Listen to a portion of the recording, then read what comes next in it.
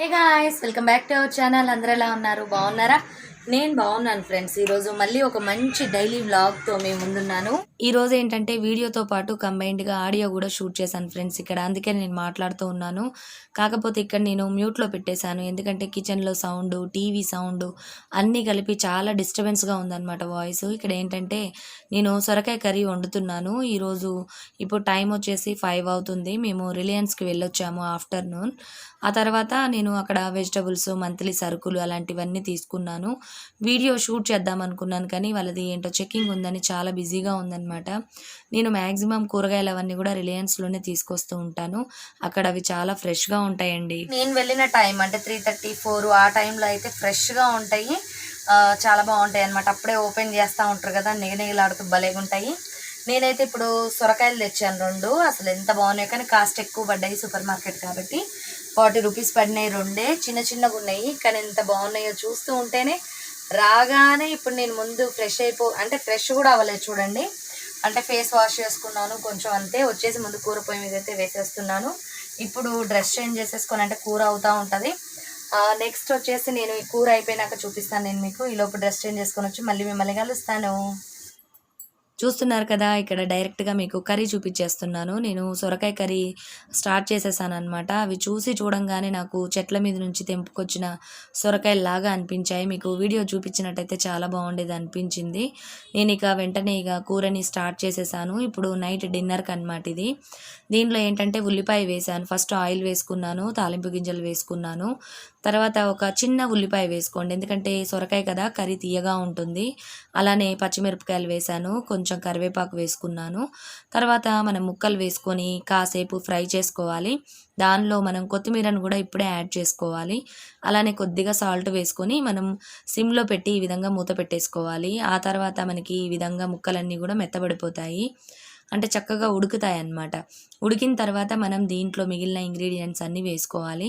ఉడకక ముందే వేసుకోవద్దు. ఉడికిన తర్వాత మనం మీకు టమాటోలు వద్దనుకుంటే మీరు పాలు పోసి వండుకోవచ్చు. కాకపోతే పిల్లలకి ఇష్టం ఉండదండి, అందుకని నేను టమాటో వేశాను. సొరకాయ కర్రీ కొంచెం న్యాచురల్గానే తీయగా ఉంటుంది, కాకపోతే హెల్దీ ఫుడ్ అన్నమాట ఇది. పిల్లలకైతే జనరల్గా నచ్చదు కానీ తప్పకుండా పెట్టాలి. ఇందులో నేను టమాటాలు వేసాను. కొంచెం ఫ్రై అయిన తర్వాత అల్లం వెల్లుల్లిపాయ, పసుపు, మసాలా, కారం, రుచికి తగ్గట్టుగా సాల్ట్ వేసుకొని కాసేపు ఫ్రై చేసుకోవాలి, సైడ్ నుంచి నూనె వచ్చేంత వరకు. ఈ విధంగా సొరకాయ కర్రీ అయిపోయిన తర్వాత కాసేపు కూర్చున్నాను, టీ పెట్టుకుందాం అనుకుంటున్నాను. ఈ లోపుగా ఒకసారి మీకు సరుకులు చూపించేస్తాను. రిలయన్స్లో ఈసారి నేను సరుకులు తప్ప మిగిలినవి ఏమీ తీసుకురాలేదండి. ఆయిల్ మాత్రం చాలా కాస్ట్ అయిపోయింది. నేను ఫ్రీడమ్ వాడుతూ ఉంటాను, అది చాలా రేట్ ఉంది. ఈసారి గోల్డ్ విన్నర్ ట్రై చేద్దామని తెచ్చాను.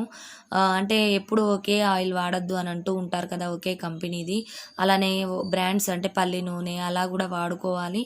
కాకపోతే ఎందుకో పల్లి నూనె నాకు అస్సలు నచ్చదండి. ఈరోజు నేను రిలయన్స్లో కొన్ని సరుకులు, తర్వాత ఆకుకూరలు, ఫ్రూట్స్ అయితే నాకు పెద్దగా ఏం మంచిగా అనిపించలేదు, తీసుకోలేదు. ఇక్కడ ఇడ్లీ రవ్వ తప్ప ఈసారి రిలయన్స్లో ఏది కూడా మనకి మార్జిన్ రేటు ఏమీ లేదనమాట. అంటే ఎంత రేటు ఉందో అంత రేటే పడింది. అలానే గుమ్మడికాయ కూడా తెచ్చాను, చూసారా, అది పులుసు పెట్టుకున్నా లేదంటే పప్పుచారులో వేసుకున్నా చాలా బాగుంటుంది. నెక్స్ట్ ఇక్కడ నేను ఏంటంటే సరుకులు తెచ్చాను కదా, కొన్ని పాతవి ఉంటాయి కదా మనకి జార్లో మిగిలిపోయినవి, అవన్నీ కూడా ఒకసారి చెరిగేసి పక్కన పెట్టాను. ఆ తర్వాత మళ్ళీ మనం కొత్తగా తెచ్చుకున్నవి ఉంటాయి కదా, అవి మళ్ళీ ఫస్ట్ ఫిల్ చేసుకుంటాను అనమాట జార్స్లో. ఈ పాతవన్నీ సపరేట్గా పెట్టుకుంటాను, ముందు అవి వాడేస్తాను.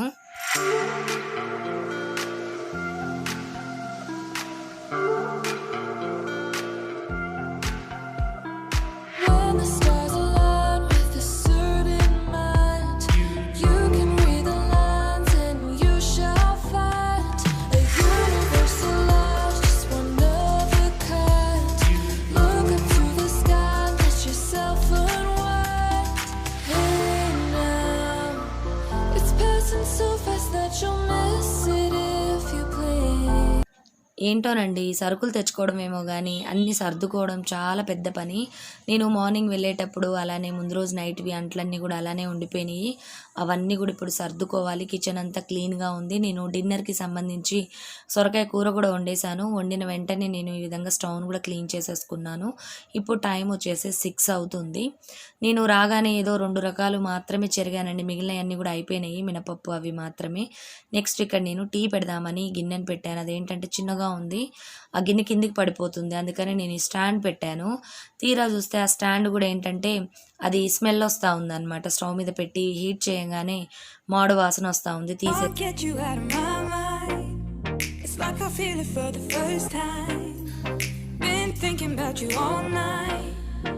I've been searching for this all my life. You're just my type. I've been looking for a boy who can treat me right. Short dark hair with those eyes so bright. They look into my soul and it sparks my life. Can I take you there? Like it was the first time. మేము బెడ్రూమ్లో కూర్చుంటే మాకు విండోలో నుంచి ఈ విధంగా view ఈ విధంగా కనిపిస్తూ ఉంటుంది. మా కింద పోర్షన్లో ఈ విధంగా ఒక చెట్టు ఉందన్నమాట. ఇది చాలా పెద్దగా ఉంది, మనకి కిటికీలోంచి చక్కగా కనిపిస్తూ ఉంటుంది. ఎందుకో ఒకసారి మీతో షేర్ చేయాలనిపించింది. వాతావరణం కూడా చాలా బాగుంది. అలానే నేను రీసెంట్గా మీకు అంటే నిన్నటి వీడియోలో నేను బ్యాక్ సైడ్ ఉన్న మొక్కల్ని కూడా చూపించాను కదా, ఆ కింద పోర్షన్లో అన్నమాట ఈ పెద్ద చెట్టు కూడా ఉంది. అలానే ఇక్కడ కిచెన్ వైపుకి వచ్చాను. చూసారు కదా, ఎడీనియం ఫ్లవర్స్ అనేవి పూసినాయి. ఈ మధ్యకాలంలో నేను చాలా రోజులు అయిపోయింది కదా ఇక్కడ కిచెన్ వైపు ఉన్న మొక్కల్ని మీకు చూపించి. ఏంటంటే ఆ పక్కన అపార్ట్మెంట్ కడతా ఉన్నారు కదా ఫ్రెండ్స్, ఎండ రావట్లేదు సరిగ్గా, అందుకని ఇంతకుముందు పూలు పూసినంతగా ఇప్పుడు పూయట్లేదు అనమాట. ఆ పూల మొక్కలకి ఎండ తప్పకుండా ఉండాలి, లేదంటే ఫ్లవర్స్ అనేవి సరిగ్గా రావు. ఇక ఇక్కడ నేను వచ్చేసి నైట్ అంటే సొరకాయ టమాటా వండాను కదా డిన్నర్కి, అదేంటంటే పిల్లలకి నచ్చదనమాట అంతగా, అందుకని వాళ్ళకి ఎగ్ ఫ్రై చేస్తూ ఉన్నాను. మా బాబు ఏంటంటే ఎగ్స్ కుకింగ్ ఛానల్స్లో మనకి ఎగ్స్ ఇలా పడడం చూపిస్తూ ఉంటారు కదా, అలా ట్రై చేస్తాను మమ్మీ అనుకుంటూ తను వీడియో షూట్ చేస్తూ ఉన్నాడు.